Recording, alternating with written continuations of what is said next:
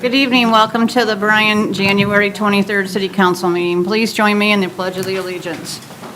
I pledge allegiance to the flag of the United States of America and to the republic for which it stands, one nation, under God, indivisible, with liberty and justice for all. Item number 2 is to approve the minutes from the January 6th meeting. So moved. I'll second. Steve? Yes. Jim? Yes. Rick? Yes. John? Yes. And Mary? Yes. Item number 3 is hearing of public concerns. Bryan. Good evening. Good evening. I was asked to just basically let everyone in the area know all the questions and answers that have been discussed over the last several months. I did send a letter out, which you guys all saw at the last meeting before it went out to every resident. I didn't get any phone calls or emails on it or anything, so I just had there's maybe 15 slides here. So Eastland Estates was annexed, Ordinance 11, 1971, 35 lots. It was a stone roadway when it was brought in with seal coat. 25-mile-an-hour street, so nice little neighborhood. And we've talked over time about construction, how something could get constructed with a sole inlet-outlet subdivision. It makes it tougher to try and do major work in there because there's no second way out. So I've had a lot of questions. Why can't my street be paved like the other neighborhoods? The answer, you have a chip seal roadway. What a chip seal road is, and I know people have said it's an asphalt road. Well, it is, but it isn't. It's not made with hot mix asphalt. It's a stone road with a thin layer of what appears to be asphalt on top, which is tar and stone and tar and stone. The engineering standards, unless you have 1.5 to 2 inches of uniform hot mix asphalt, it's not considered a strength layer. It's just like a wearing surface. So there's really no strength. And I've been told I need to walk the street. Well, I'd walked it last fall. I took my hammer drill and I drilled some holes through the edges just with my 1/2-inch bit. And there's some spots in the edges where there's cracking. You've walked it, you've seen some of the cracking, but that's what a stone road does. You put tar on top of it and stone to protect it. That keeps potholes from happening. I drilled some of those areas and I only had maybe 3 or 4 inches of stone in there.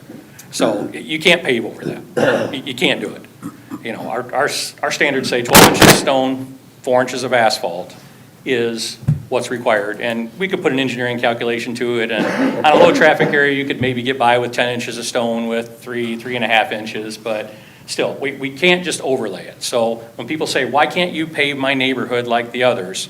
We can't because number one, there's not enough strength underneath it. Number two, if it was like the curb and gutter neighborhoods, we mill the wearing surface off, take it down, and we put 1.5 inches back on. And the curb is there, that meets everything. You're just taking off and putting back on. Here, if we take off, there's not enough left there to support it, so we would have to build up. So if you want to go ahead to the next slide, an asphalt road section, 4 to 6 inches of asphalt typically, 10 to 12 inches of stone, and compacted subgrade. And on the right there, that's basically another picture that I had. I was just trying to get a couple where it shows you thick asphalt, stone, and then the dirt underneath. And then in comparison, you can see the two together, the thick asphalt on the road section and the thin on the tar and stone surface. There's just not enough stone and tar. And this is not pictures of the neighborhood there. This is just pictures that I found and in correlation just so we had something for reference. Question number 2, what will it take to just repave the roadway? We've done this on Noble Drive and parts of East and West Bryan Street. We mill the edges where the stone is thinner. We place thick asphalt base in to beef up the edges. So, like on these roads here, if it is cracked on the side where I know it won't take the asphalt, we mill it down, do what we need to, put in stone, asphalt, whatever, get a good pavement section, and then overlay the whole thing with asphalt. Now, when you do that, if you want to go to the next one, please, this is just a picture of kind of what it is. If it's a deep mill, just so people understand what we're doing, you would have to mill down deep, put an asphalt base in. You'd see that on state routes a lot. You'll be driving along and you'll see a strip of black asphalt on the side. The edge kind of went to heck, so they went through and milled it out and put good asphalt in. Other edge repair by milling is what they've shown there. They just get rid of the bad alligator stuff, put a thin layer in, and then overlay it. I've told you before, I don't think this road is a candidate for replacement yet. But typically we look for projects that we're doing water line, sewer replacement, where we're completely tearing the road up and we start over. The road doesn't ride rough, and we'll get into that again, but when it does become a candidate for replacement, we would need to mill and repair the edges, add 3 to 4 inches of additional surface asphalt, add some stone berm. Of course, all the driveways need raised then, because if you have a concrete driveway, you won't be happy if I just feather some asphalt on top of your driveway. So we need to raise those up, raise the mailboxes. So it's not just a simple project. I'm saying it's something that can't happen. I'm just not recommending that we do this yet. But when we do, there's more to it than just frosting the cake. We need to do several other things, a lot of dominoes fall. Or we could do what's called a full depth reclamation, and which is what we had done on Fountain Grove Drive here a few years ago, if you want to hit that. Just a picture so we all remember. I know when Judy was on council, she went and sat and watched this whole thing happen. They basically rototill it up, add Portland cement mix. Sometimes they can take material away, but then you just have dirt and cement, and I don't think it's going to work real good in this area, but it's another option that we could do. Instead of a curb and gutter, you could do this full depth reclamation.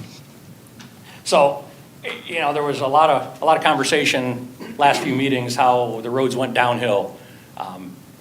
So Google Maps, they have a drive-by. You can just take a picture and see what it looks like. And I just picked 6 random areas just out of the blue. If you want to hit the first one, 302 Huntington Drive. I just took a picture of the road right off the internet.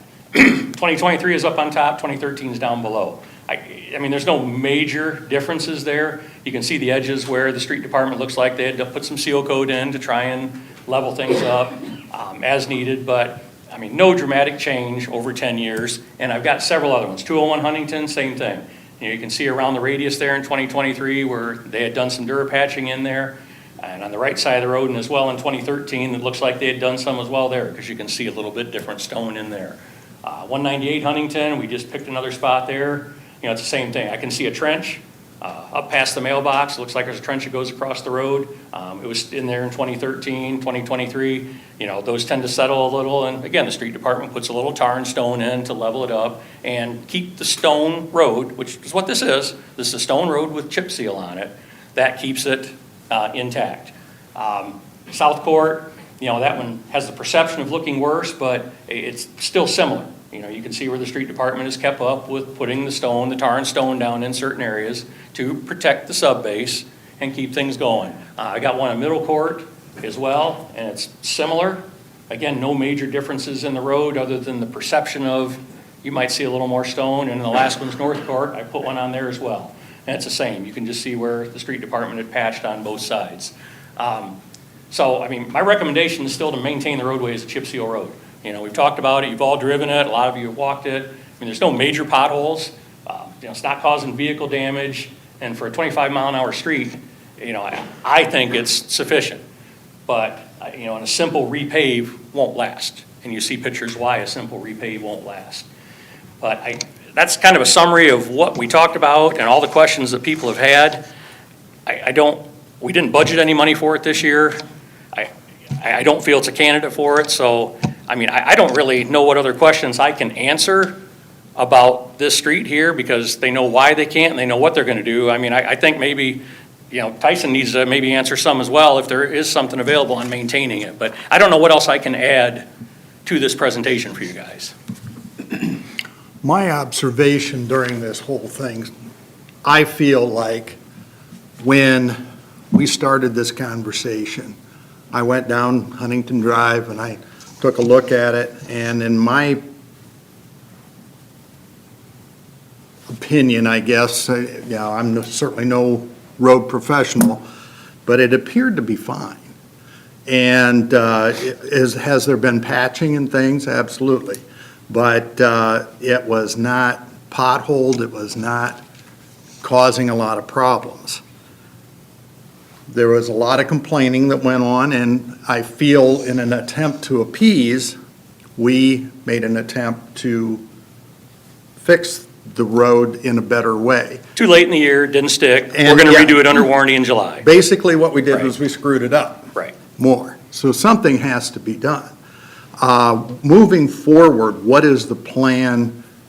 M&M is going to make it right, M&M correct? is, we have not paid any of their bill yet. He ate the bill. He's going to come back in July when it's hot and put a good layer of tar down and put the stone in and do it at the proper time. You need probably a week or two of good curing for the stone to cure with a warm temperature, and he just did it too late in the year.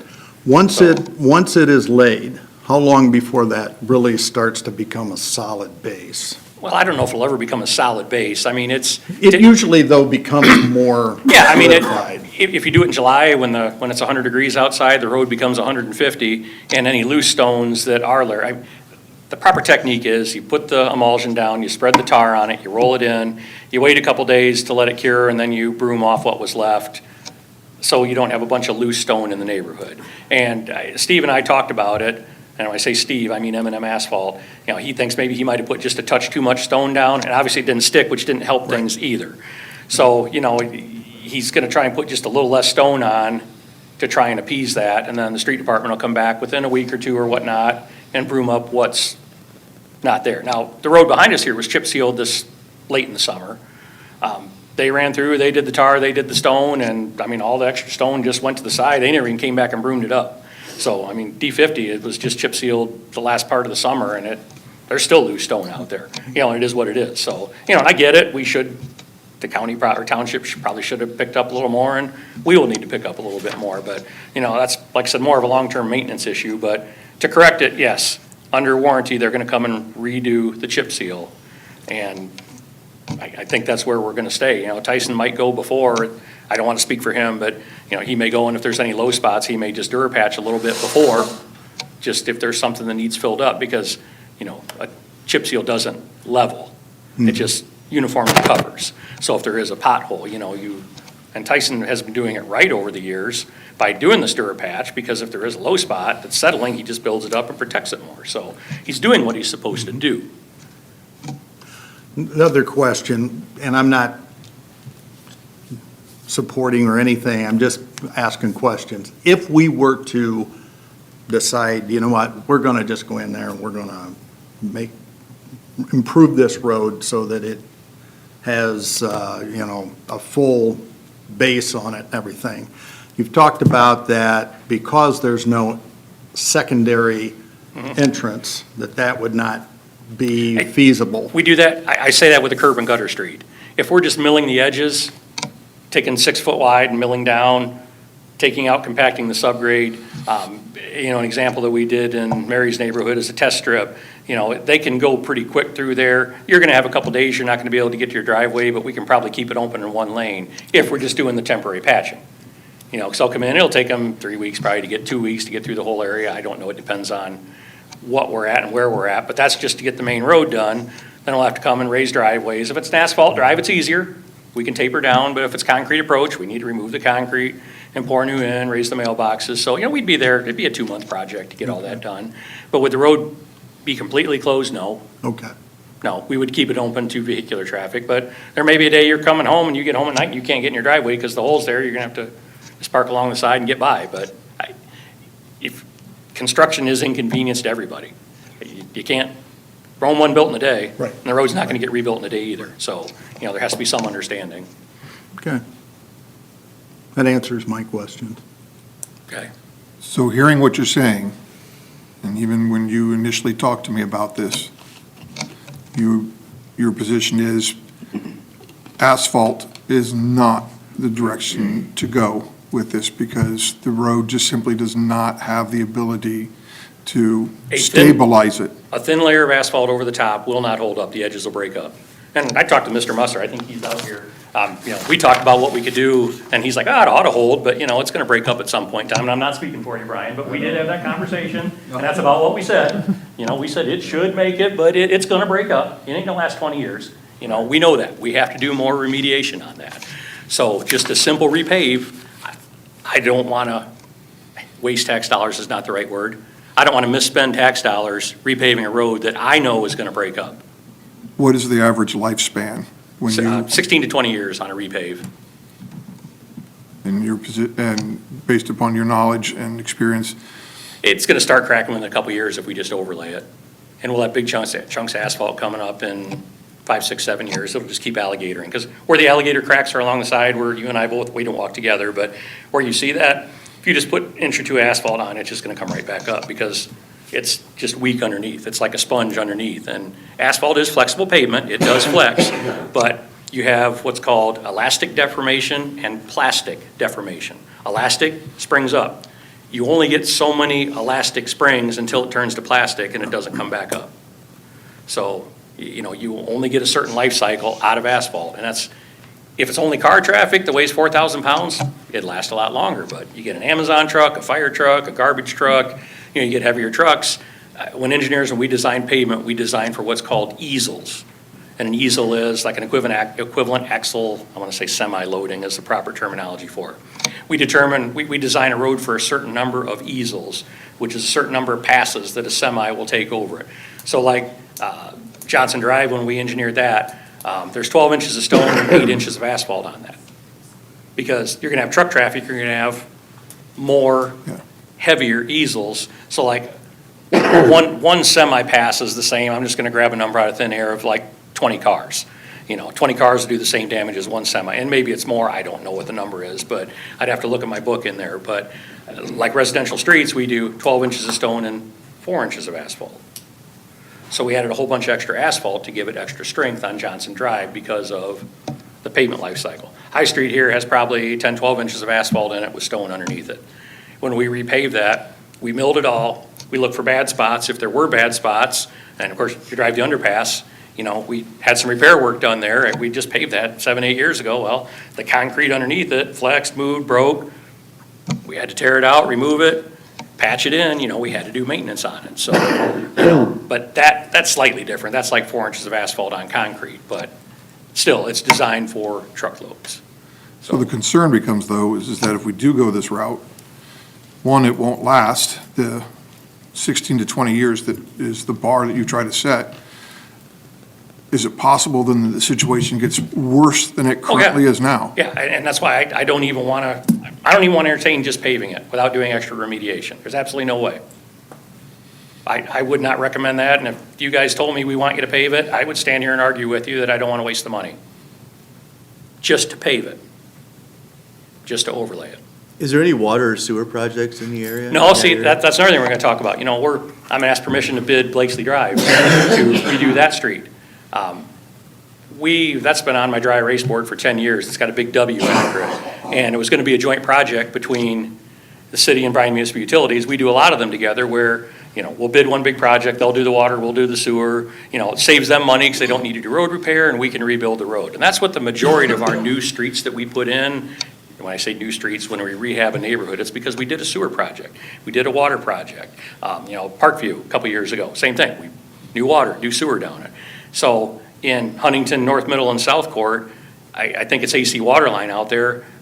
If we're gonna do this road, we really need to replace the water line. We need to have BMU redo that and get good PVC in there. And we really need to replace the sewer because it's probably vitrified clay sewer in there. So, I hate to spend the money doing the road if in 5 years we're gonna put a water line in.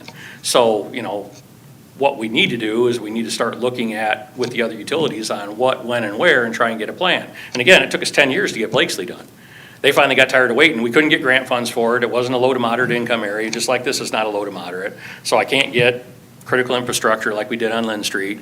I can't get CDBG grants because main criteria is low to moderate income. So, if we can do a big capital project, put water, put sewer, and redo the road, then, I'd be all for it. But again, there's a lot of miles of chip seal in this town, and they're all holding up pretty good, but some of them are getting pretty rough. You drive South Lynn Street, you drive Blakesley. You about spill your coffee on those roads, and that's where I try and judge with my budget. I get $600,000 to pave a year, I get $500 to $600 for a street, and that's sometimes high. I have a really high budget this year that I asked for, but we're doing another sewer project, and I can only do so much in a year, so I got to kind of prioritize. I've been trying to do. I've got 800, 900 blocks in Navarre on my board. It's been up there for 9 years. I got North Rolland, I got North Baker, and the project's already designed. I've got the plans done, sitting there waiting, but they're not low to moderate income, and you can't get grant funds to put a road in. I would love it if somebody would be able to pull that rabbit out of the hat, but the only time you can do that is if you've got a factory going in, and you've got job creation, and the state of Ohio will help you do that. But in residential neighborhoods, I don't know of any such grant dollar that exists. We can get water and sewer 50% co-funded if it's a low to moderate income area. It's not a low to moderate income area. I've only got certain areas east of Main Street, I think out to about Garden, and then there's some in the southwest and northeast that are low to moderate income. And we try and target those every year, which I'm gonna ask permission to bid a project here after a while, a sewer project that we received low to moderate income grant funds for. So, but yeah, I don't wanna say I refuse to do it, but I really won't recommend just overlaying the road because it's not gonna work. And I've said that 50 times. So, I mean, if council wants to make a want to happen rather than a need, then you need to tell me that and you need to find the money for it and tell me to do that. But as of now, I'm doing the needs right now, not the wants. And I respect this neighborhood. I know they want a new road. I live on County Road 20, north of West Unity. That road's been chip sealed 3 times. I got potholes in it. You know how bad I want a new road? I really do. I feel for these people. I do, but I gotta look at my budget and I gotta take care of the needs first. My needs right now are more around sanitary sewer, getting water infiltration out, so we don't have as much water going into the wastewater plant. My need is trying to take care of storm flooding that we have in certain areas of town, and roads that are causing damage that you ride rough, and I'm being sarcastic, that you spill your coffee when you're driving down. I don't do that. That doesn't happen on that road out there. I did it, but you'll drive Blakesley, it does. You drive Rollin and Baker, it does. You run a snowplow across it, it bounces all over, so that's just my recommendation, but I work for you guys, so, if you want something done, you let me know, but we did not budget any money for it this year, and I don't see me requesting it anytime soon because of the other needs that I have in town, not the wants. So it's up to you guys. Thank you. Thank you. Thank you. Yeah. Go ahead.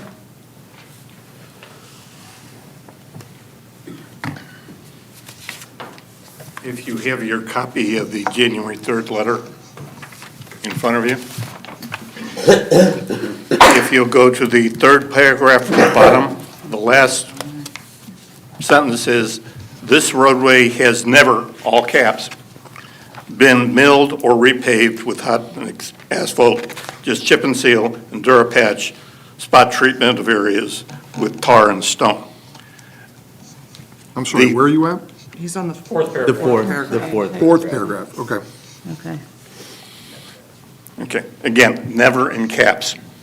I'm sorry, I saw it milled. They came down a number of years ago, started about 9 o'clock, came down on the west side of the road, and then went through the loops, et cetera. They milled down. I don't know how deep they milled, and I wasn't about to stick my fingers in it when the vehicle went past me. But they did that. They did not raise the level of the street. They did not have to move the mailboxes. They got a good, smooth coat that lasted. And that's what we were really looking for. The least intrusive, and it was done in a day. They started a little after 9, they finished right around 4:30. So anybody who went to work would not have seen it being done. I was retired, so it had to be after August 1st of 2016 that they did it, or April 1st, excuse me. But no, that lasted for a number of years, and you have to ask yourself a question. If the minor repair, and I'll refer to the milling down as the minor repair, if that provides a significantly less expense in money, how many times could you repave it using that technique and still save money for the period that the more expensive road would cost? And again, I have been told that there's no records whatsoever of anybody ordering that particular item to have happened, but I saw it.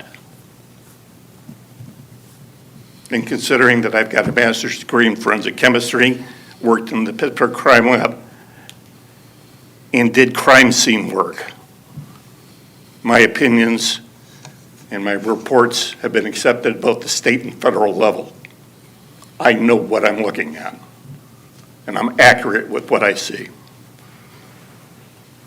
And again, we're just looking for a smooth street. We don't need a month's worth of work restricting access to your home. Why not use the simple way? But how do we use the simple way if we have never used it? I mean, I'm we've telling you, had- it's we've been got- done. I understand that, but we've got two gentlemen who work for the city In 2016. who were here at that time, and they say that that's never been done. I don't know, I've never, I mean, Okay, If that I happened- can't argue either way. If that happened, my Google pictures from 2013 to 2023, you would see a difference in the asphalt. You do not. You see the same patches that were done. What was done in that time frame was chip seal. I stand by that. It has never been paved. I've talked to a neighbor who does paving in the neighborhood. He agrees it's never been paved. Correct, sir? Not putting you on the spot. It's never been paved. That I know of, yes. Since you've lived there in 1991. Right. I'm done arguing about this. It has not happened. Well, I can't say that you're wrong, I'm just saying the records we have do not well, support let that. me ask you Never this. paid Do you anybody to think, do anything like he's saying. Either Okay. I would pay it or Bryan would pay it, and we've never paid any company to do what he's saying. Okay, I know this is a frustrating topic, and I know I'm not supposed to run these meetings, but we're going to stick to our rules of if you have something to say, go to the mic, and we're going to take our turns, and okay. That way Now, everybody- does that mean you're suspending the 5 minutes only? I haven't set the timer haven't- because we the haven't council stopped you president yet. had Okay, fair instructed enough, me to. fair enough. So So that it is I'm- possible to Yeah. make a rebuttal statement. I'm asking you to But- proceed and not be interrupted. That's what I was asking. Okay. Thank you. But again, it has happened. I'm sorry. I witnessed it. Mr. Cox, I'm going to disagree with you. I mean, that has not happened. Both of the gentlemen in charge of those streets have been employed in their positions since before 2016. The letter that was written November 25th by the engineer, and I don't think council has a copy of that. okay. Well, let's put it this way. I was informed at one of the meetings that they had made a mistake in the amount of material that were listed as using. It was 3 times more than what it was listed on here. Okay. So, Can we just talk about the condition of the road and that, what happened in the past? Would that work? well, what happened in the past made a good condition of the road. So let's just figure out a way to fix it, rather than talk about the past. Okay, well, I mean, again, wouldn't that make sense? in this particular way, if you use that particular technique, you would have, I'll call it a new surface, installed in 1 day's time, not inconveniencing anybody going to work or coming home. That sounds like a win-win situation. The road improves, and it really doesn't interfere with anybody. So I would ask for the courtesy of not having to park your car someplace strange while they do the half of the road. Well, let me ask this question, please. Sure. When they did the subdivision just over from yours, I mean, they milled the street down, and that was that way for a good chunk of time, until they could come back around and do it. So even if they do, even if this were possible, you're going to be inconvenienced for a period of time. It's not going to be a day, a 9 to 4:30 gig. Well, what I'm saying is that the street was resurfaced, smooth surface. We didn't have to move any mailboxes, anything like that. It's the simplest solution, and it was the least inconvenient method that I've heard of yet. If you can do it within a 24-hour period, and it's actually done during the working hours when people aren't at home, that sounds like about a win-win situation as you can get. Are you saying that, what, sorry, what, whatever was done in 2016 was a good thing and worked, and you would like to see done again? And again, I can't give you a solid year on that. I just retired then, and I was on a walk during the day, during working hours, when I saw this happen. Give me a range, sometime between 2014 and 2017, 18, whenever Okay. that was done, that's what you would like to see done again. Yes, because it worked. Well, it With the sounds least like amount of we can do that inconvenience because and what we probably did, cost. We can do again. The other thing that I want to ask, I guess, Bryan, is in order to solve this scientifically, you would need to take core samples, is that correct? I drilled it with a hammer drill. I know what's under there. Okay. So, in your professional opinion, that has never taken place because the history, which the road tells you its history, is saying that never occurred. I'm not going to argue that fact. I know what was done. Okay. He has a different opinion of what was done. Okay. I'm not arguing that. Yeah, that seems like an unproductive direction that we've been going. I prefer, statistically, factually, the direction that I was going, which is the solution is whatever was done during that time frame, which you're saying you guys did and are willing to do again. It'll be done in July.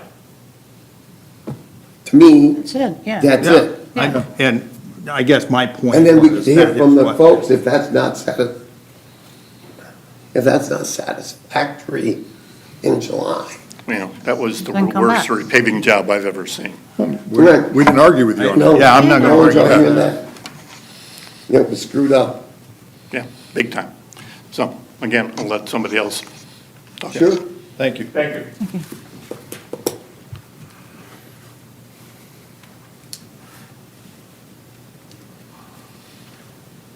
Anyone else?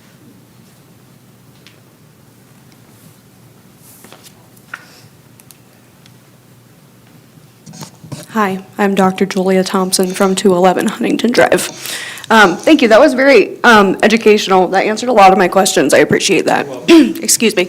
I think, at least for me personally, my biggest complaint in the beginning was that there was a lot of loose stone that was just hanging around. We have people who ride motorcycles, bicycles, cars sliding in the stones. So you really haven't addressed that. I mean, you know, some signs being posted that work is going to be done on the roads. If the chip and seal, that's what we're talking about, that's where the loose stone is coming from, correct? Correct. So, in my opinion, this is just me, I would rather you don't touch the roads. And they're really not that bad, you guys are saying that.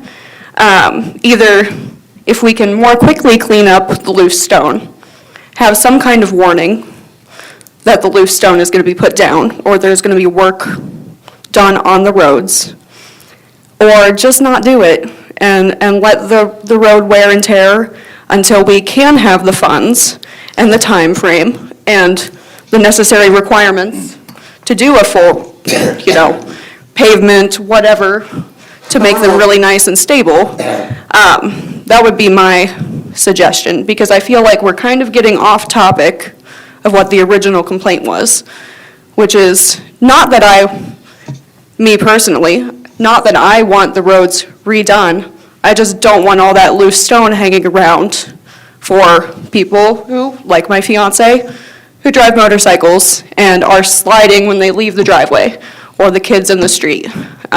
So, you know, just a little more mindfulness, I guess, of either making us more aware of what is happening, putting up some signs when there is work being done, and then cleaning up if there is a large mess left behind. Okay? Thank you.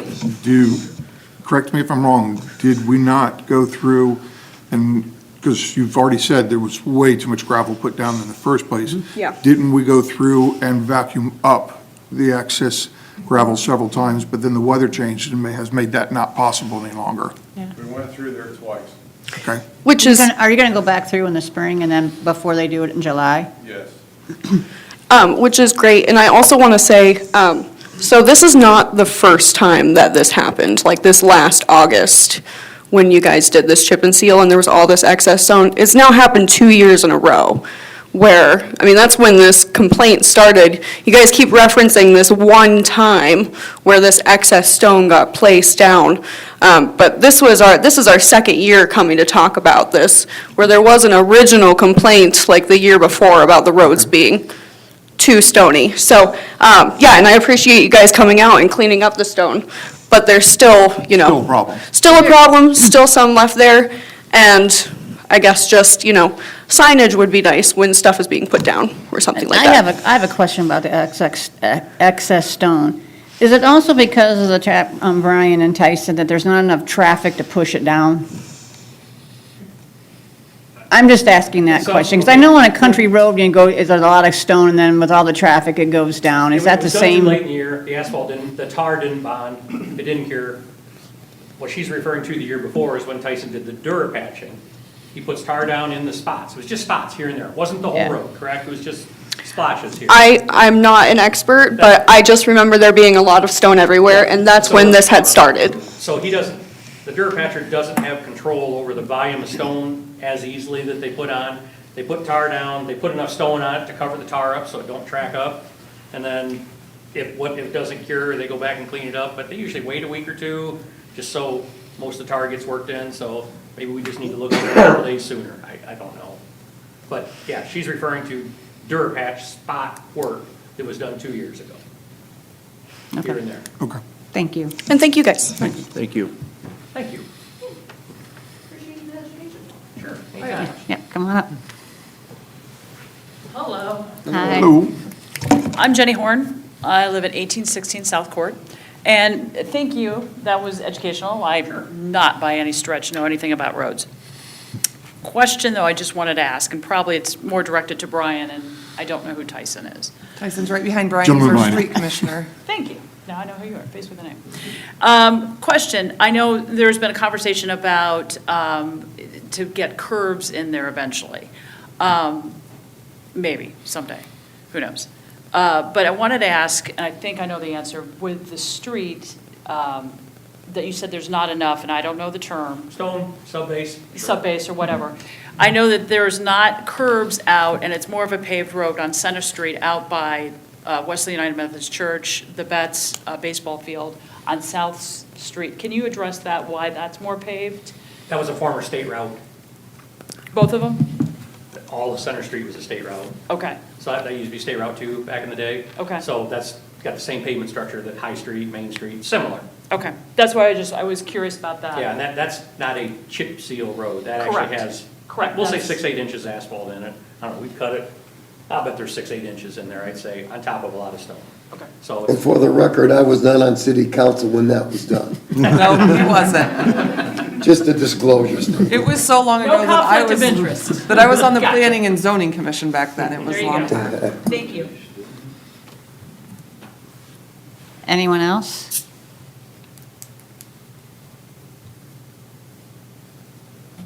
I just have a question about the Dura patch, because it sounds like there's a couple, what I'm hearing here is either do it like it was done in 2014, 16 range, or let's not do anything except back in come the summer, clean up the stone, which was mostly from two perspectives. It sounds like the Dura patch didn't quite, there was more stone than was appreciated. Probably. But also, the biggest amount of stone occurred this last time, which everybody knows was a problem and is being fixed. So my question is, does Dura patch, is it that valuable to keep the chip and seal good for the folks? Or is it not worth doing because it creates more stuff?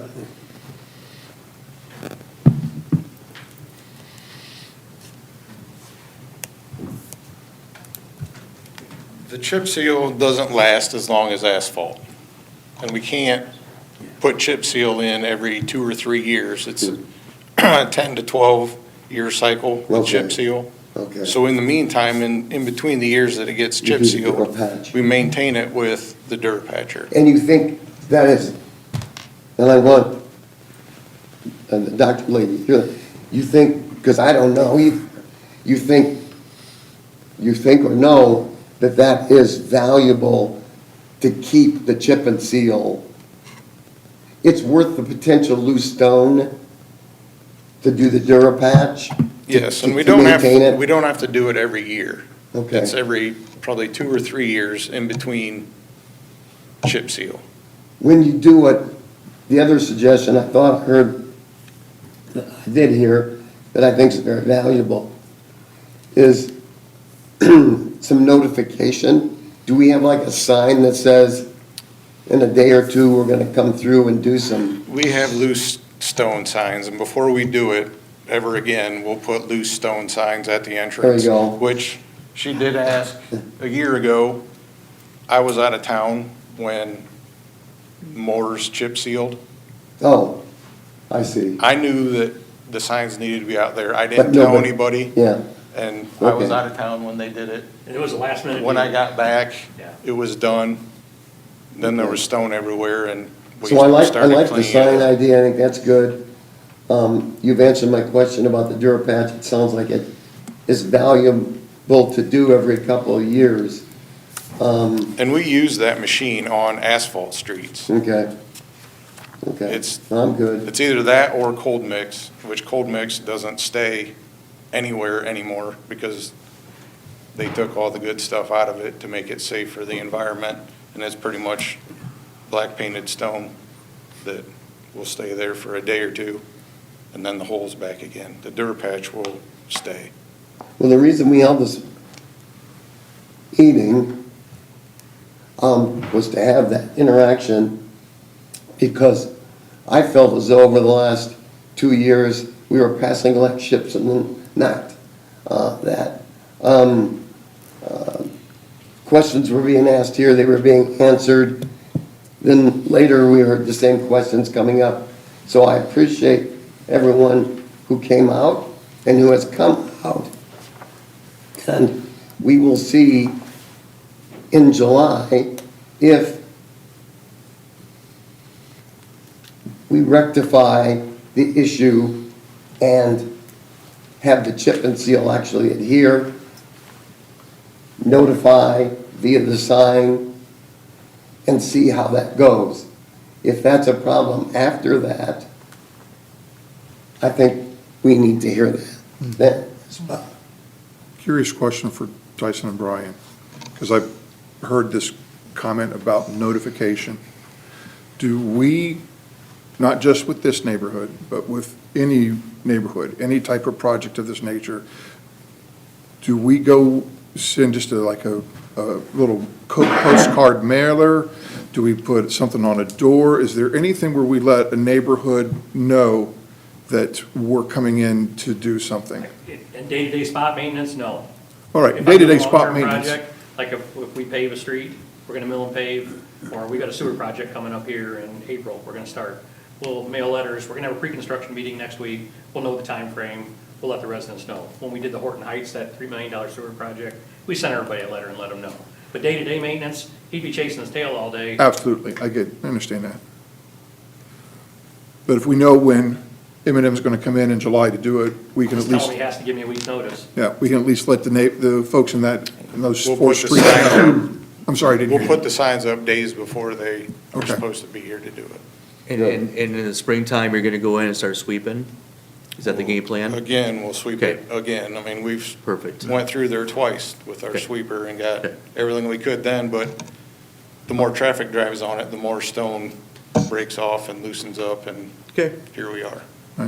And again, because a lot of the residents missed it, we can't use our street sweeper right now because of all the salt. It's very corrosive and it would eat the, And Question on that, yes, If I Mr. may. Cox, you may. I'm assuming that the street sweepers have a dumping mechanism to get rid of whatever they sweeped up. dumping? Yeah, to get it out of the vehicle. Okay, basically. So could you not just hose it down after it's had contact with the salt and get rid of the salt that way? And stop the corrosion? Brushes and everything underneath it, it's not that simple. Salt sticks, stone actually comes up through the machine. Curious question, please. And the freezing temperatures. Sorry to interrupt again. When we say street sweeper, I'm envisioning two different vehicles. I'm envisioning one that I sometimes see down sidewalks and stuff like that, and I see on street projects where it's got a big brush on the front of it and it's doing it. And then I also know that I've seen the one that goes through neighborhoods and drives around and cleans up the Sucks curbs. And everything. yeah, That's the street sweeper. that's what you're talking about. Okay. Yes.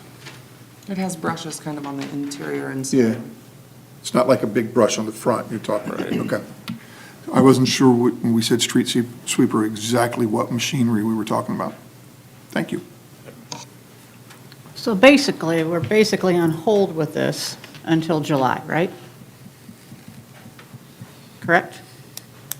Mr. Cox, are you okay with it until July? Well, considering the condition that they left the road, you might want to just go with another firm.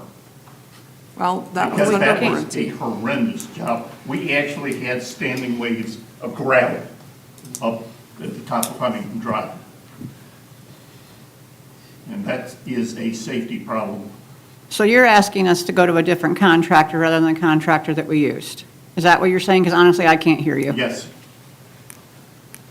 I'm going to not recommend that to council. I'm not going to recommend that either. Okay. Because we have, it's And the reason that we it's called- warranted. The reason, well, first We of all, didn't pay 'em. yes, we haven't paid them yet, so we've already got the money appropriated for that bill in July. But the other piece is he has the roller capabilities that our street department does not have with Durapatching, so we felt that it would be more of a result to what Mr. Cox was looking for because he would be able to roll afterwards. Again, I'm going to be very honest. I think that part of it was the contractor felt a lot of pressure to do it before the end of the year because we have an individual from the neighborhood coming every meeting. Correct. So we are going to wait until July when it is hot and we know it will work. And we are not going to pressure the contractor to come earlier. We are not going to have these discussions every meeting. I mean, Mr. Cox, you're welcome to come every meeting, but we are not going to address this again until June or July of next year. And then again, after a few weeks after that project's completed and we've been able to sweep up more of the stone, if the neighborhood has a concern about the work that was done in July, please let us know. And you don't necessarily have to come up here. You can email any of us. You can email your council representative. If you don't want to come up to a meeting, you can email Mr. Wieland, and we can internally have more conversations.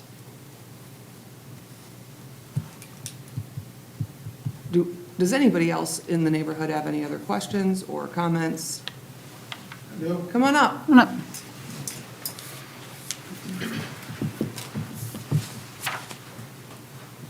That stuff you guys said last year was some patch job or whatever it was. It was like a chip and seal of the whole road. It had glass in it all the way through it. I have it in the bag. You had pictures, everything. And it was like the whole road, like a chip and seal. We complained to the street department. Then they came with their sweeper and came through and got all that sweeping and got all the glass out. But I don't want that stuff again, if that's the, I don't have any idea where any of that came from. We cleaned it up as best we could. but we have pictures I and don't- everything of it. I just don't want that again. I know. Is it just I a- have no idea where the glass came from. That was like a it whole from the road. load we picked up from, I mean, that was not M&M Was it the whole asphalt, road, or right? was it just sections of the road? It was the whole road, was all stone and glass and everything. We Yeah. have pictures. It wasn't just a patch job of That- certain spots. I can't guarantee, but I have no idea where that came from, and it should never happen again, because stone comes from the quarry, straight out of the quarry into the dump trucks, and they haul it here and spread it. So unless somebody had something in their dump truck that they didn't know about, but, I mean, we don't, our stone piles don't have glass in them. I got you. That's the No, stuff we've that's- been dealing with out that's- there. that's There's other a things, fair just complaint, yeah. stuff. Yeah, thank you. Thank you.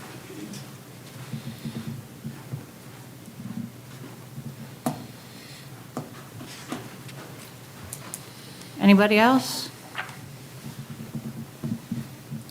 So So, Mrs. Leatherman, I would like, there's some folks that walked in that are sitting on the corner of a room I'd like to introduce you to. These are our friends from the Board of Developmental Disabilities. Do you guys want to come up to the podium and give your names to the council members and introduce you? I knew Mr. Bell would be first. Come on right up here and introduce yourself. We have some, I told them when they walked in, they were here to watch a professional meeting, and I said, well, you're in for a treat because we've got a neighborhood here, so. Yeah, I'm Daniel Bell. I'm the president of our advocacy group, so I'm here to observe y'all meeting and see what it's all about. Thank Nice to meet you, Ms. Nice to Bell. meet Come you. on up, Ava, come on, everybody up, it's okay. Everybody come, give your name. A lot of you are from the Bryan community. I'm Michael DeMoll, and I'm the vice president. Nice to meet you. Good, Michael lives in Bryan. Come on, Ava. My name is Ava Colbert, and I'm the treasurer. Nice to meet you. And Ava was a Bryan student and now Yep. attends Fairview, right? Yep. Senior year? And Full County. Oh, Fort County, very good. Kristen Herman, secretary Nice to meet from you. Edgerton, Ohio. Now live in Bryan. Danielle, are you not coming up? You just introduced me. Well, not exactly. Come on up, Danielle. Good morning, Richard, or good evening, Richard. I missed you today. Missed you yesterday, I missed you this week. I've seen her, tired now. I know. Oh, but and he still McDonald's. comes. I make Like, too many come in. trips through McDonald's. Right behind you and Chris. You too, huh? I think he comes through too. I do. She doesn't come no more, No, I don't. I gave up fast food. and I've never seen him before, so. And I've seen him Good job, before Mr. too. So, anyways, I'm Danielle. I work at McDonald's, everybody knows this. I am, they call it Sergeant of Arms. I call it an assistant administrator for the advocate group. Nice. Nice. And Thank you. Advocate Director is in the corner. Do you want to come up, Michelle? I got you, you got it. It's okay. I'm Michelle Rose. Thank you guys for letting us barge in. So, yeah, they're just here to observe how what a professional meeting is and kind of hopefully mimic some of that in some of their meetings. So we appreciate it. Thank you. Thank you. Thank you for bringing them. Thank you. And I also want to let you know, I did get to speak to the group a few months ago, and they are always looking, if you have any organizations that you're affiliated with, they're always looking for donations for their Special Olympics.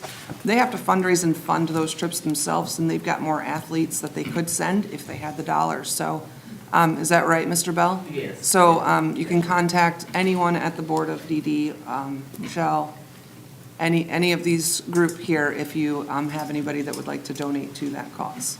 Or no volunteer work. They're always looking for volunteer work too, so. Okay. Perfect. Wonderful. Thank you for joining us this evening. Thank you. If that concludes the public concerns, we'll go on to item number 4, Clerk's Treasurer's Report. Yes, let's see, council has received maybe a slightly different looking packet of information for the financials from December 31 year end.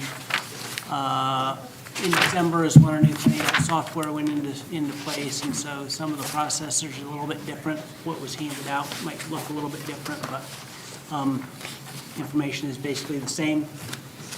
2024 is over. We are officially in 2025, and if you have any questions on the prior year, I'd be happy to answer anything tonight or any other time you want to call me.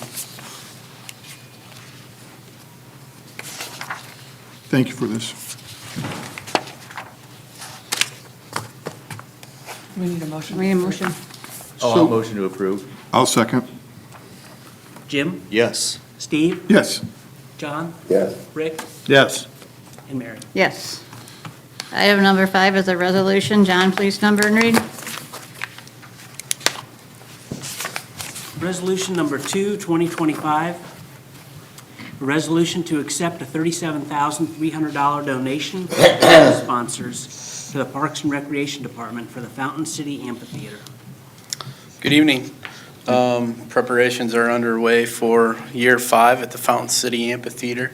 The list in front of you is our first list of donations, hopefully not our last list of donations. But as you know, everything at the amphitheater is done through donations. So this is group number one, and we hope to continue to bring some back to you over the next couple months to be able to fund, again, year 5 at the Fountain City Amphitheater. An impressive list. It is. Yeah. Get a chance, tell the folks thank you. Yeah, Absolutely. definitely. Absolutely. I'll move to suspend. Second. Steve, Yes. John, Yes. Jim, Yes. Rick, Yes. and Mary. Yes. Thank you. Thank you. We got to move to approve? Oh. I'll move to approve. I'll second. Jim, Yes. Steve, Yes. Rick, Yes. John, Yes. and Mary. Yes. Item number 6 is an ordinance. John, please number and read. Ordinance number 3, 2025, an ordinance providing for annual appropriations for the city of Bryan for the fiscal year ending December 31, 2025, and declaring an emergency. So it seems a little odd to have an amended appropriation already in January, but some of this is cleanup. A couple of items, I can tell you that, I'm looking on the detailed sheet that's on the back of the ordinance. There were 3 items, 3 capital items that the police department and fire department are sharing 50/50, and due to a calculation error, the police department's side of the budget got shorthanded. So I had to make that whole, and that covers the dispatch door, the Cisco internet upgrade, and the HVAC compressor.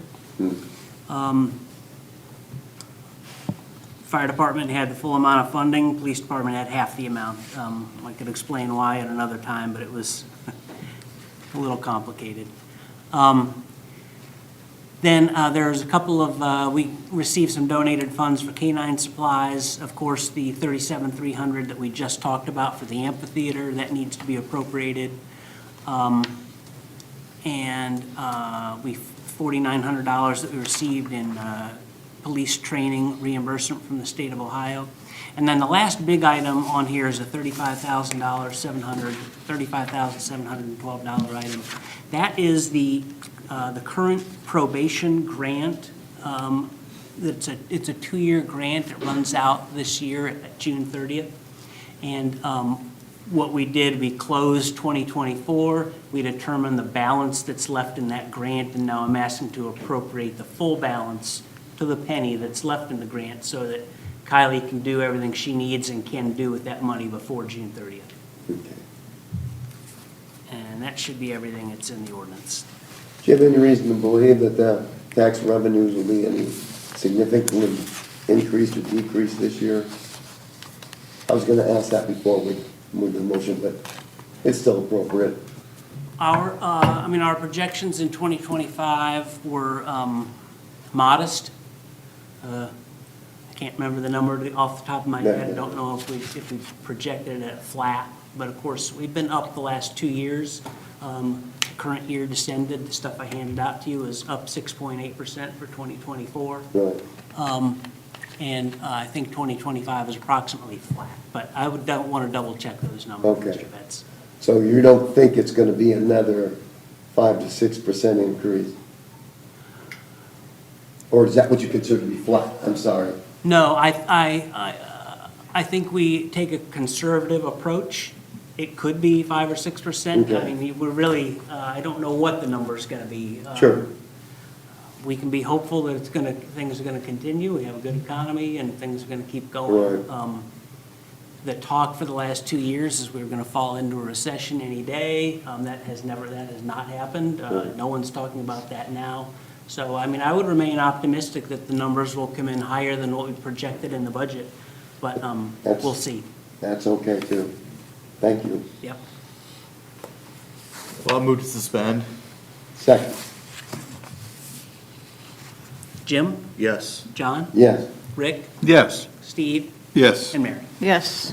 I'll move to approve. I'll second. Rick? Yes. Steve? Yes. Jim? Yes. John? Yes. And Mary? Yes. If anyone from Huntington Drive wants to leave, you can. You don't have to stay for this whole meeting, because there's a lot on the I agenda. think they should stay for the I wastewater mean- treatment annual report. It's very. I just feel bad you guys I know, are sitting here.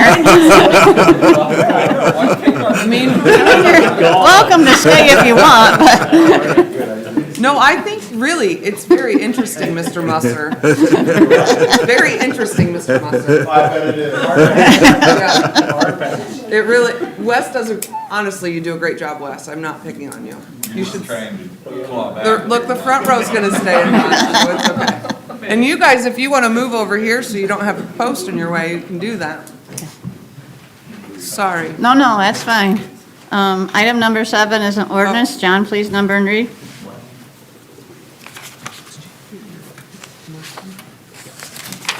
Ordinance number 4, 2025, an ordinance adopting the Williams County Cost Recovery Standard. Good evening. The cost recovery standard is actually part of the hazmat plan. LEPC, Local Emergency Planning Commission, kind of puts that together. So we looked at it last fall after not touching it for almost 20 years. We needed to update some of the cost recovery, just trying to adjust for some of the inflation. We didn't do anything huge to this. Probably the biggest move that we had was on tanker cost recovery. We looked at that number and it was way low from where it should have been. It's way low from the national FEMA numbers, and everything else is very close to those. We're probably a little bit less or equal to FEMA cost reimbursements. Once that was adopted through the LEPC, in order for us to enact that, if we have an emergency, declared emergency or hazmat, to get that cost recovery, we need to adopt it through this ordinance, so then it would apply to the Bryan Fire Department as well. So I'm asking you to adopt this and let us get those few extra dollars. We've been pretty successful in our recoveries. Out of the last 10 years, I think we've had one we were unable to recover. I'll move to suspend. I'll second. I was going to ask this question. Oh, I'm sorry. That's okay, you're fine. Since you've adjusted these, and it looked like the last time that we did this was 94? It was actually '04. The first adoption was in '94. There was another revision about '04. Okay, that's good to know. How big of a change did we see, I mean, in regards to? $5 for the smaller vehicles like police cars and command vehicles, and I think it was about $5 for personnel wage hourly rates.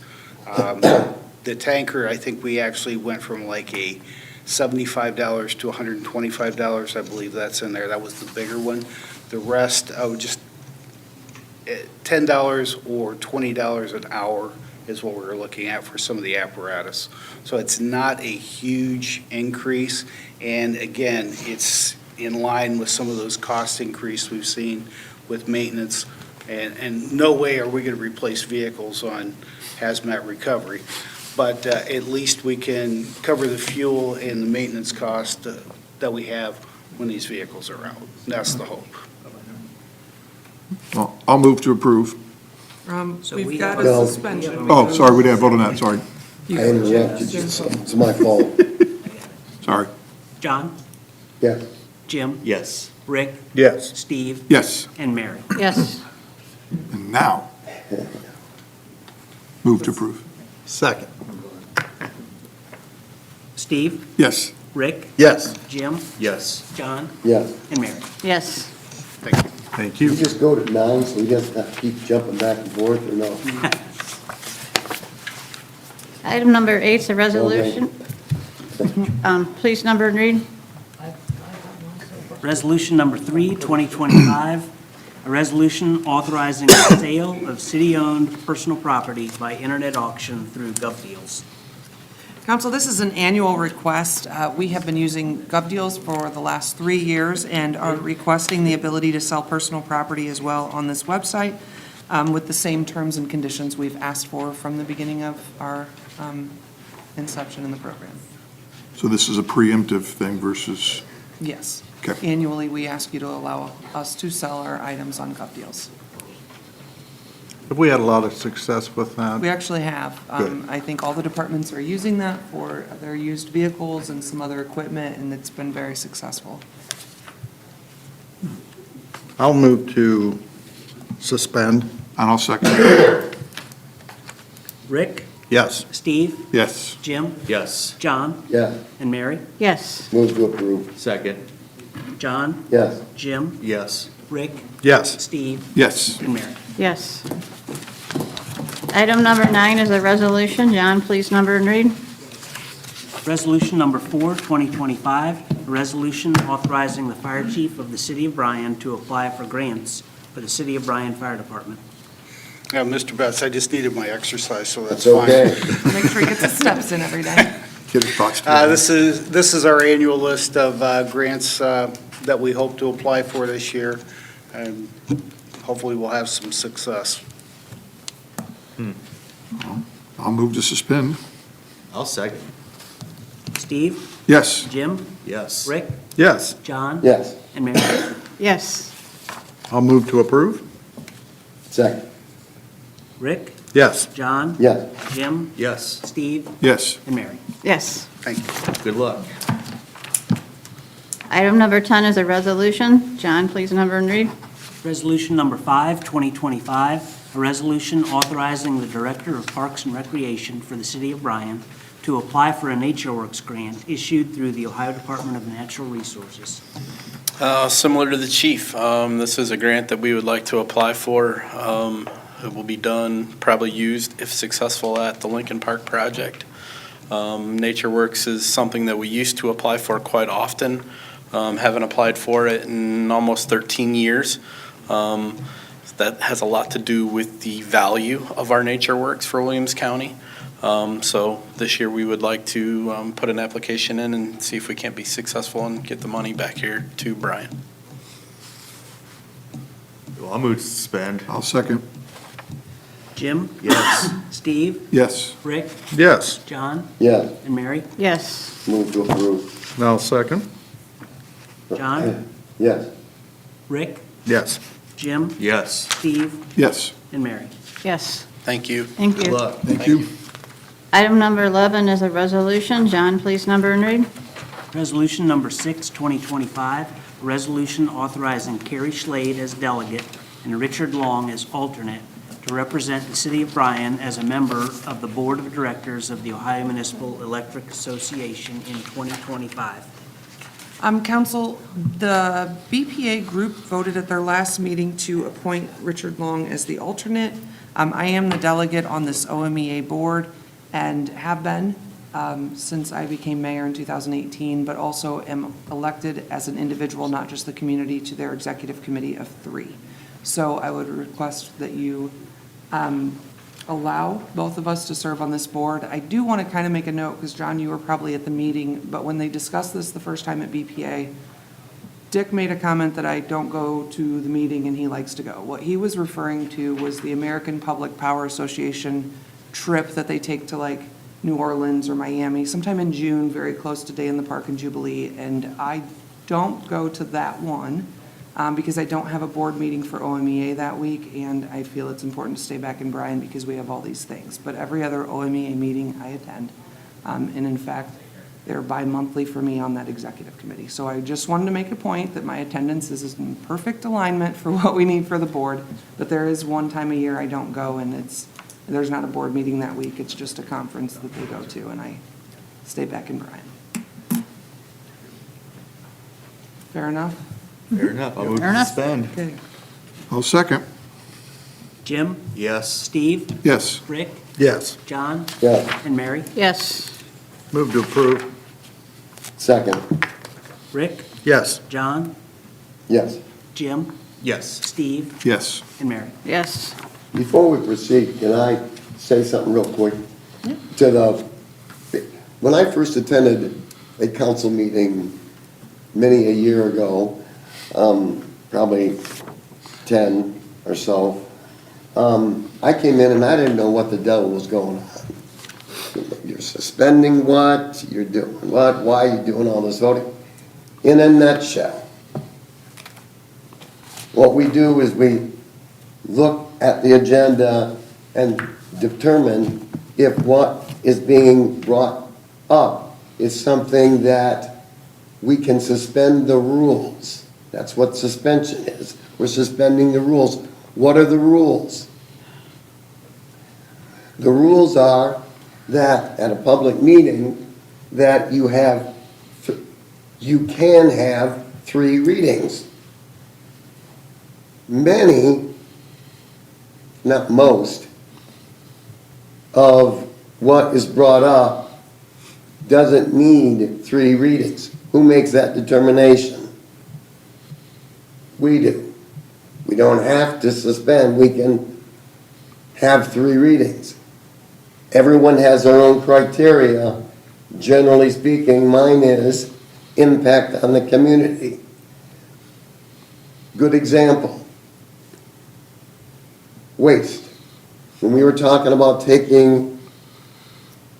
going a different trash pickup issue, that's going to affect every Bryan citizen. For us to suspend the rules, shove that through, is probably not a wise move. Especially when I heard from half dozen people before it was even discussed here. So that would be an example, and there are others that have significant implications that we need to check with the community. So most of what we do is suspend. It looks like we're just pushing stuff through, and we are to a degree, but it's not done flippantly. It's not done just willy-nilly. So if that helps understand what we're doing, it's a suspension, a motion to suspend.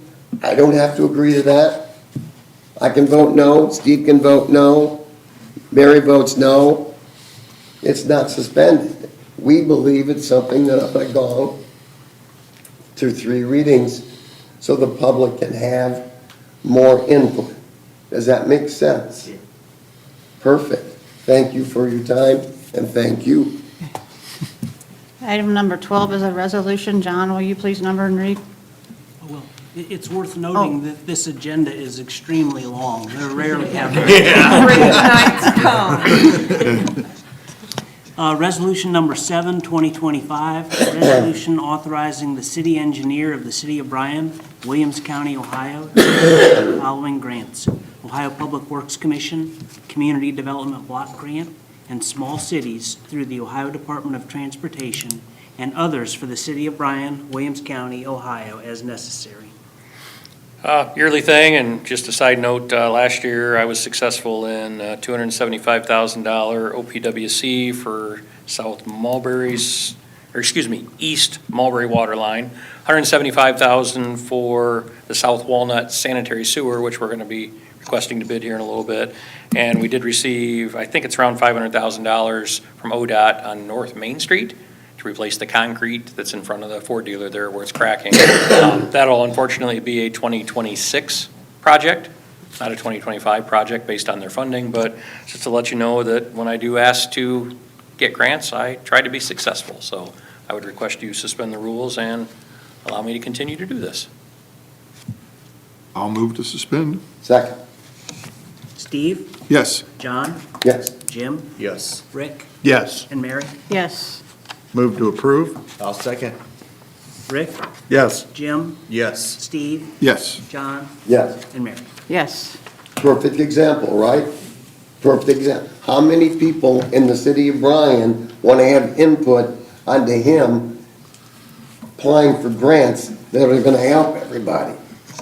We don't need 3 readings for that. Thank you. Go ahead, Brian, sorry. Oh, you're fine. Well, if they're going to come here, might as well be somewhat educational.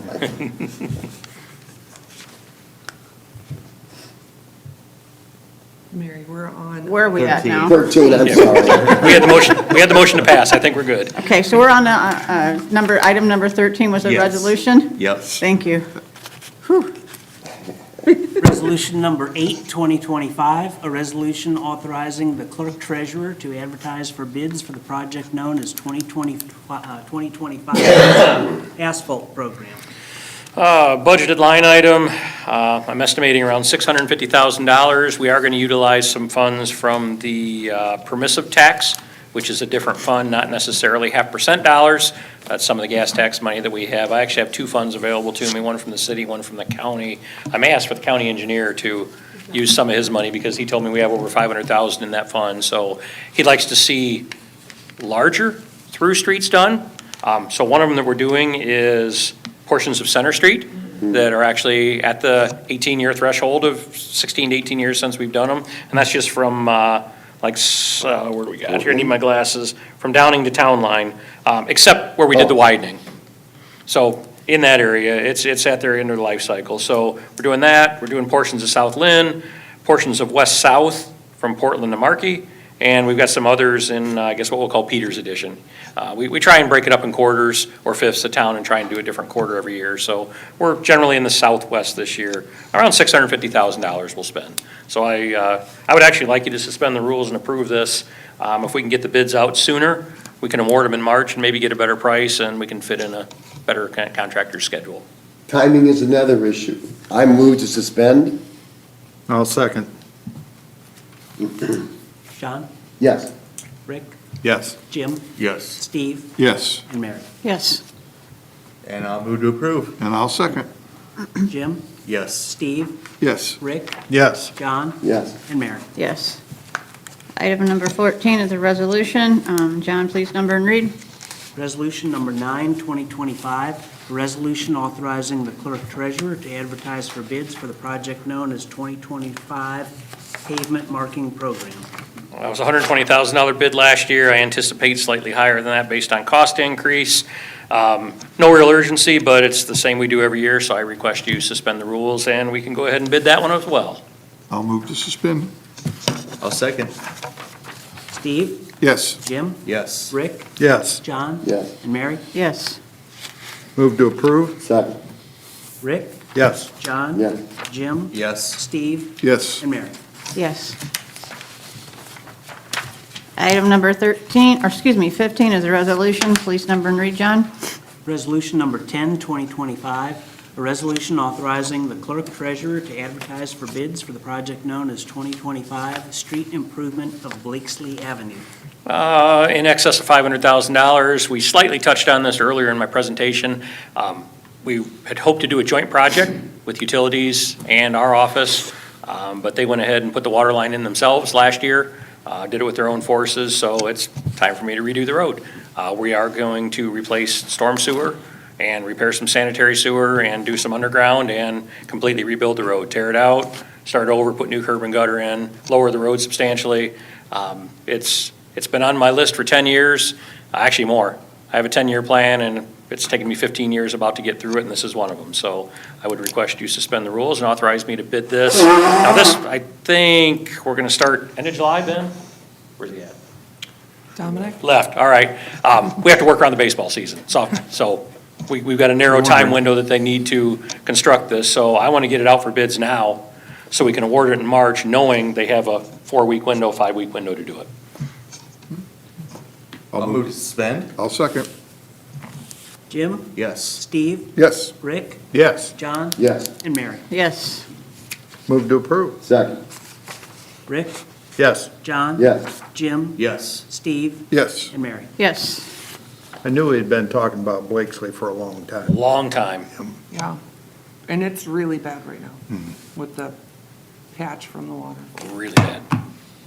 The construction tore it up. Item number 16 is a resolution. John, please number and read.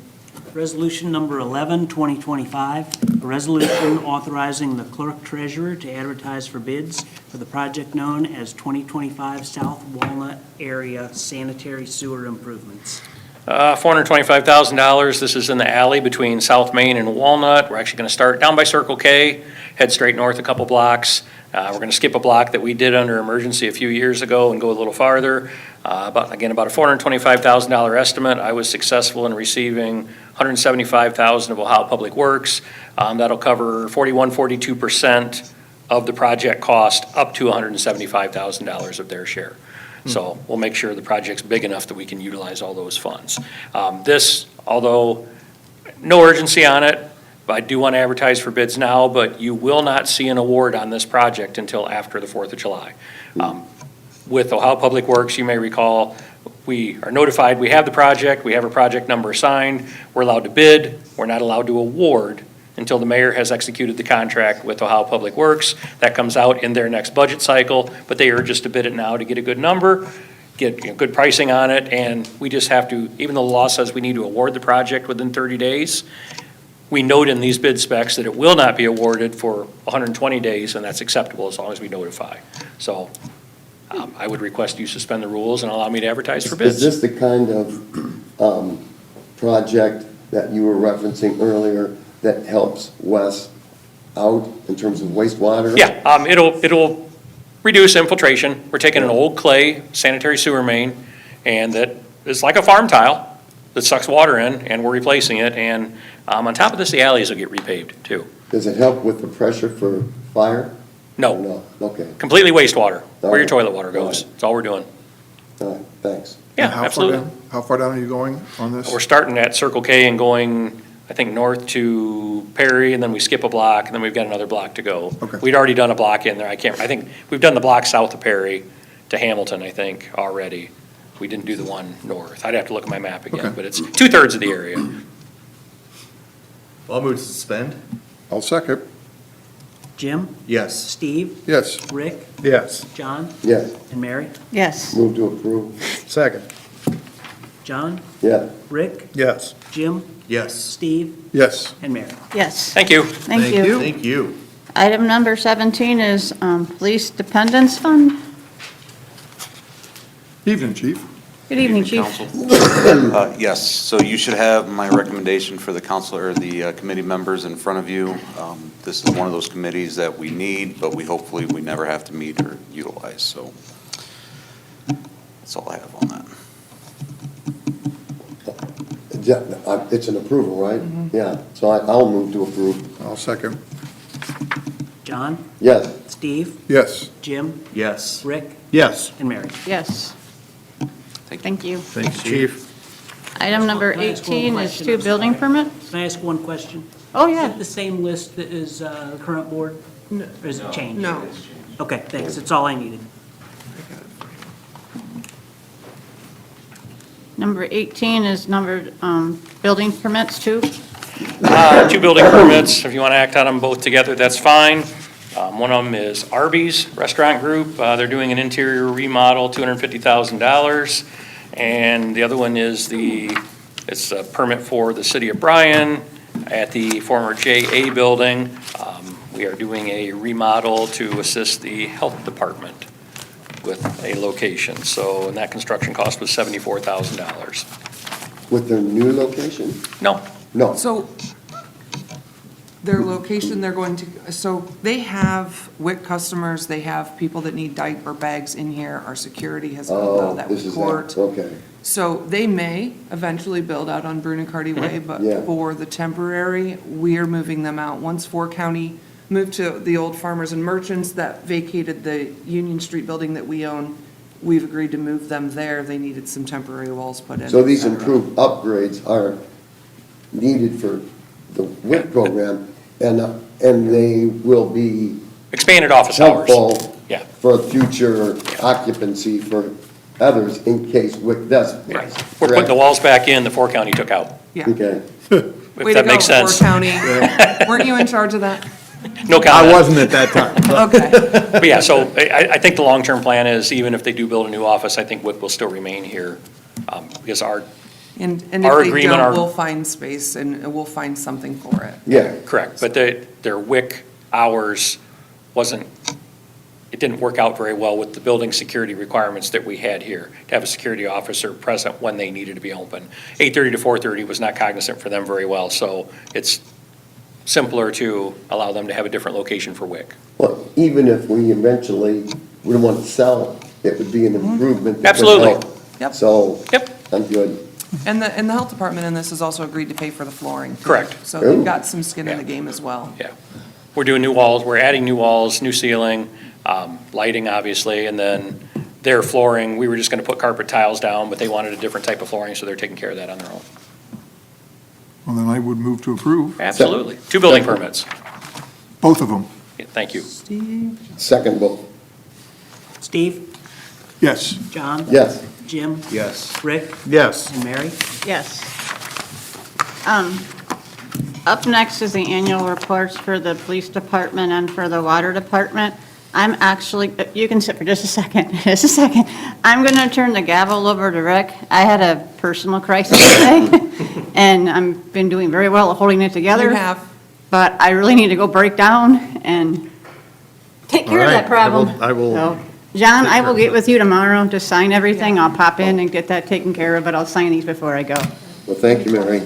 Yeah, thank you very much. Thanks, and thank you, Bryan, for coming to my rescue. Absolutely. I know I got a lot more to take care of, but Wish I could have done more appreciate for you but we very much. temporarily solved the problem. Okay, that's good to know. Yeah.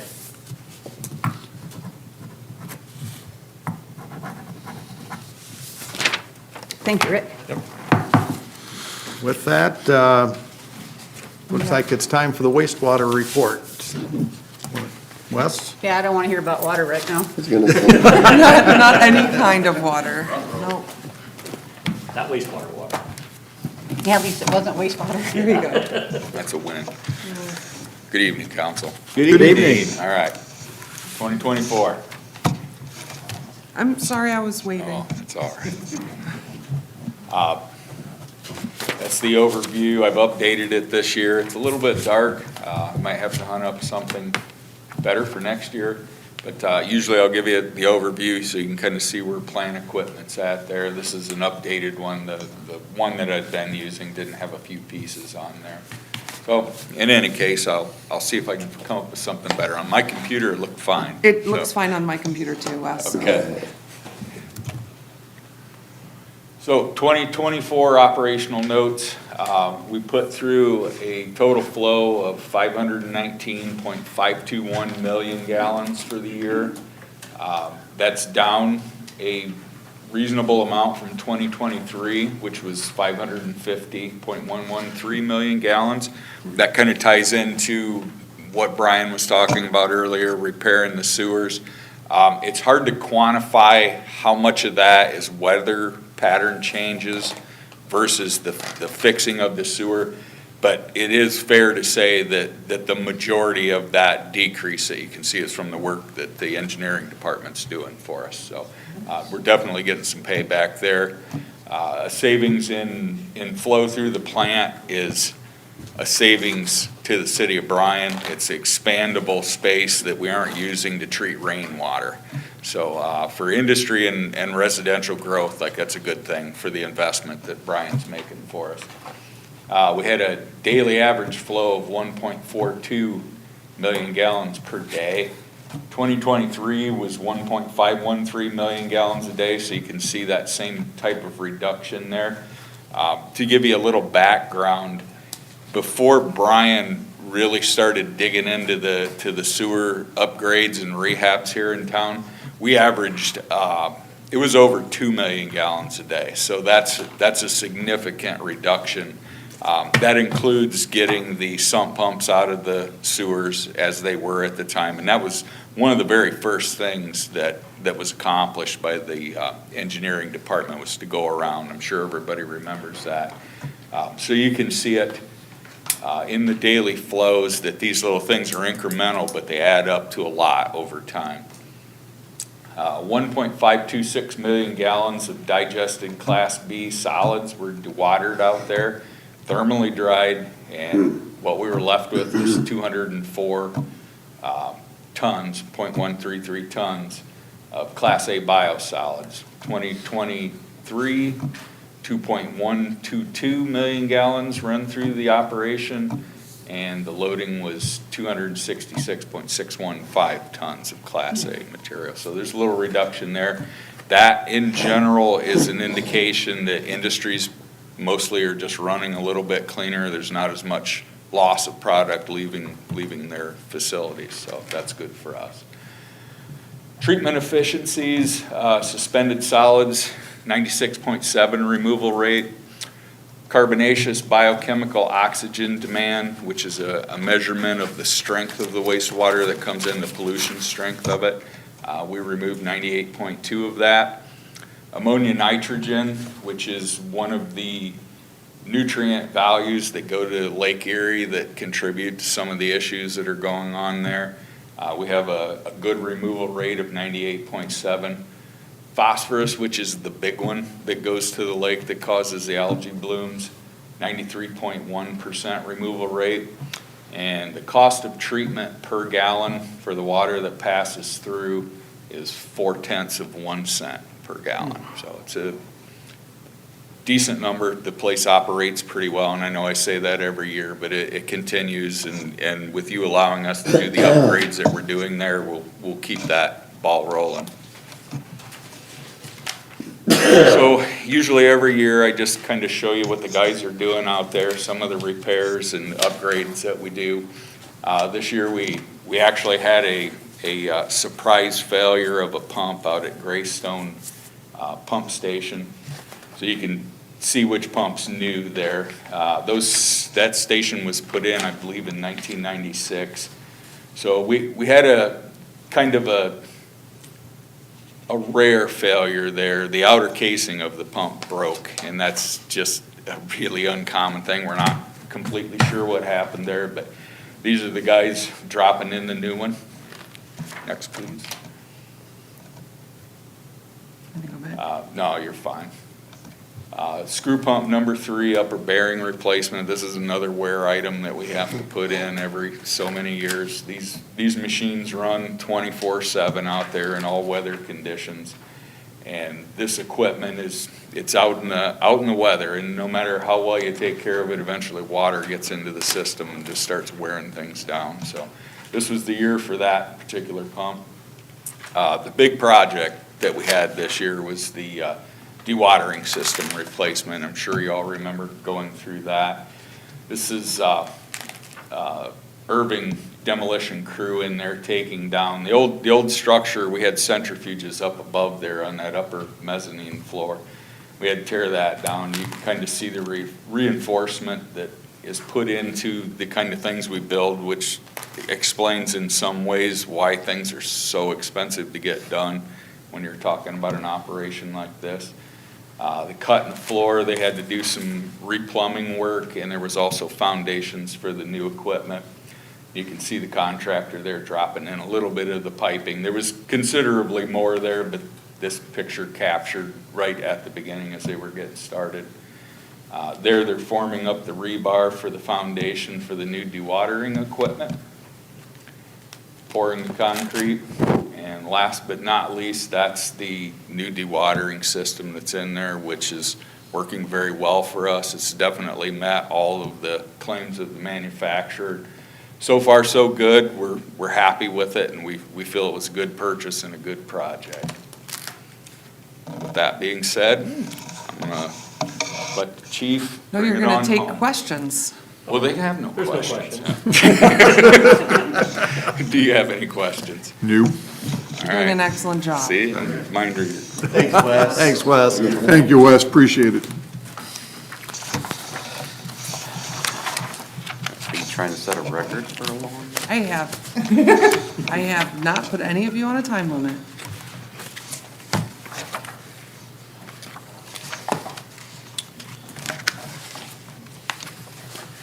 Just want to skip ahead to, We have the snapshot. yeah, that'll work.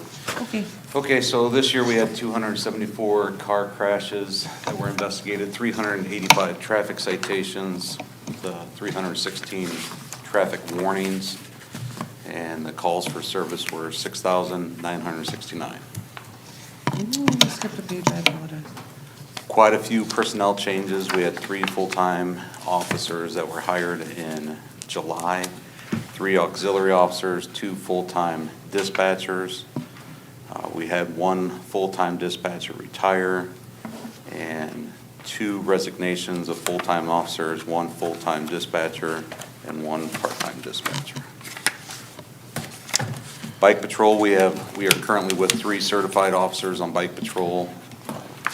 Being short-staffed last year, we weren't able to get on the bikes as often. We had 47 hours with the bike patrol, 90 miles ridden. 11 complaints, 12.5 community relation hours. With the new staff that we have, we're definitely hoping to bump that up. The guys on the bike patrol definitely enjoy getting out to the day in the park events and things of that nature on the bike. Oh, we also want, again, to thank William Metz for the community fund. We were able to purchase 2 additional bikes with that money that was generously donated to us last year. Do want to recognize, again, our police chaplain. He does an excellent job for us. 5 years of service now with Pastor Michael Elkins from New Hope Community Church. He's been with the department several times to familiarize himself with the staff and working with the police department. He's crucial anytime we have a critical incident such as a suicide or a death in the family. He's always there, willing to come out, speak with the family members, even assist with the first responders on scene if there was anything traumatic with them. Police and service training, we are once again, we continue to contract with the Owens Community College. Officers received over 1,000 hours of training in various topics. A lot of those topics are mandated through our OPATA. Those included legal updates, mental health, de-escalation. We did have tactical team training, school resource officers, active threat, traffic crash investigation, K-9 training we do 2 8-hour days on a month, and then firearms qualification. We were also able to get 3 of our officers are now OPATA certified instructors, so we don't necessarily always have to send guys out to get trained. We can actually do a lot of that in-house. The overview for the police fleet. Our fuel consumption was down from 2023 using 1,000 fewer gallons due to the staffing level, thus decreasing the fuel cost by $6,300. Our maintenance cost was also down just over $2,000. We ended with 11 total vehicles for the year. That was 8 marked, 3 unmarked, and you can read the rest of the numbers there. Police dispatch operations, our 911 calls were down considerably, radio calls and phone calls. Our breath test, these numbers are pretty much all urine samples, as our data master machine was down. It went out of service finally in February. That was a machine that we kept sending back for repairs, and it was expired years ago. So our numbers, as you can see, maintain on course. We just had to collect urine samples from the individuals as opposed to the common breath test. These are the stats for the K-9 detection deployments. We had 10 for Tyson, 20 for Bain. A total training time was 193 hours for Tyson and 185 hours for Bain. As you can see, both Belgian Malinois, they're excellent dogs.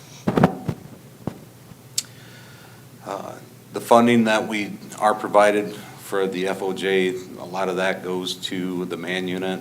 We have Officer Rathke continues to be successful in fighting the drug epidemic.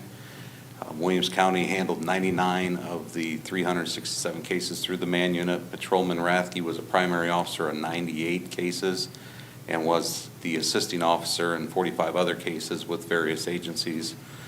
Williams County conducted 46 search warrants, which included consent to search, device search, and trash pulls. There were 27 overdose cases in Williams County, 173 overall, which resulted in 13 deaths. And 93 It's the indictments. 5-county area, right, Chief? I'm sorry? The 173 overdoses was in the 5-county area? 6 county that the main 6 unit county, covers. not Yep. just Williams? Correct. Okay. Then 93 indictments in Williams County resulted in the following charges. We had 11 F1s, 15 F2s, 23 F3s, 1 F4, 42 F5s, and 1 misdemeanor. The calls for service, those, when I first saw that stat, I had to check with my records clerk. That number's drastically reduced because every time we do a traffic stop, that also generates a call for service. So that difference is the difference in basically traffic stops with 3 fewer officers. The staff wasn't able to necessarily be proactive. They were constantly following up on reports that they were working on. Again, more numbers for the call for service. The grants, this is a new slide that we started last year, with last year's report. This would be the second year for it. The Bulletproof Vest Grant Program, we recovered $7,439. The Body Worn Camera Grant, that was the second round, we received $7,365. The Buckle Up with Brutus through the Department of Public Safety, we received $4,900 for that. The sound gear was that hearing protection that I filled out that email for. That stuff was about 10 grand. And the American Rescue Plan Act, we received $54,182 in that, and that paid for the officers' benefits. Again, at the bottom, I would like to thank Chief Poole, Executive Secretary Christy Moore, Clerk Treasurer John Leonard and his staff for assisting in all of the necessary paperwork that goes into fulfilling these grants. That's a huge part. It's easy enough for me to fill out some of that paperwork, but between Christy, John, Lisa Mormon, they end up carrying a lot of the weight with that. That's it. Thank you. Thank Any you. questions for the chief? No Lots of questions, I questions. appreciate it. Again, I do need to recognize Christy Moore. She puts this together, my records clerk, and then my day shift sergeant with the bike patrol stats and everything else, so, thank you. Well, it looks like the city of Bryan was on their best behavior this last year, so. Absolutely. Yeah, that's good. With that, we'll go around the room and see if anyone has any last things. I just want to say about 20 words. Can you open my PowerPoint up again, please? You want to make page 10, 11, 12? You know, Mr. Whelan, I sure would love to. Just want to make one, not clarification, just one statement. That's all I You're wanna gonna, do. oh, Yeah, just, I know. you're fine. You guys are making me work tonight. You're fine. Which one? Keep going. It's 13 versus 14. Go one more, right there. Oh, back up. Well, actually, either one of those is the same. 2013, Mm-hmm. 2023. No difference in the pavement. And that trench is still there. There was absolutely no asphalt placed. I know we've said this, I know you agree, I know there's no documentation on it. Photo proof, there was no asphalt placed between 2013 and 2023. You go to the next slide, street looks exactly the same. Thank you. Thank you, Mr. Wheeland. Mayor, do you have anything further? Yep. I do not. Thank you, Mr. Hoopie. I remembered you, by the way. I didn't, Thank you for when I that. was president, I kept forgetting to talk to you. That's okay. John, do you have anything further? Nothing else. All right, thank you. Anyone from the department heads? I do have one comment that I would like to make. Tyson, I appreciate your wanting to protect that vac truck, because I remember when we bought that and my jaw hit the table, what that cost us. And so I really appreciate your diligence at trying to protect that from the salt and everything, so wanted to mention that. If there's nothing from the department heads, would anyone from the Department of MRDD have any comments or anything? No? Everybody said, oh, please no. Get us out of here. Okay, with that, I would. I'd like to say one thing. Yes. For the people that came tonight, I appreciated their comments. I think it was very helpful.